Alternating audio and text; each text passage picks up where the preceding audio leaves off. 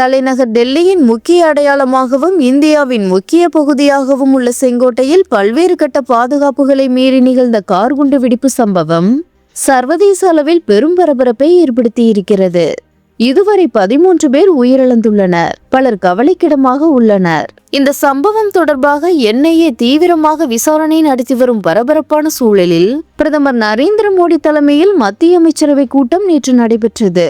பிரதமர் மோடி இல்லத்தில் நடைபெற்ற இந்த கூட்டத்தில் மத்திய உள்துறை அமைச்சர் அமித்ஷா, பாதுகாப்புத்துறை அமைச்சர் ராஜ்நாத் சிங் உள்ளிட்ட அமைச்சர்கள் பங்கேற்றனர். இந்த கூட்டத்தில் முக்கிய தீர்மானம் நிறைவேற்றப்பட்டது. அதில் செங்கோட்டையில் நடைபெற்ற பயங்கரவாத தாக்குதலுக்கு கண்டனம் தெரிவிக்கப்பட்டுள்ளது. அதனைத் தொடர்ந்து நவீன தொழில்நுட்பங்களை பயன்படுத்தி குற்றவாளிகளை கண்டுபிடித்து விரைவில் சட்டத்தின் முன் நிறுத்த வேண்டும் என்ற தீர்மானம் நிறைவேற்றப்பட்டுள்ளது. மக்களை பாதுகாப்பதில் உறுதியாக இருப்பதாகவும் பயங்கரவாதத்தை துளியும் சகித்துக் கொள்ள முடியாது என்றும் அந்த தீர்மானத்தில் தெரிவிக்கப்பட்டுள்ளது.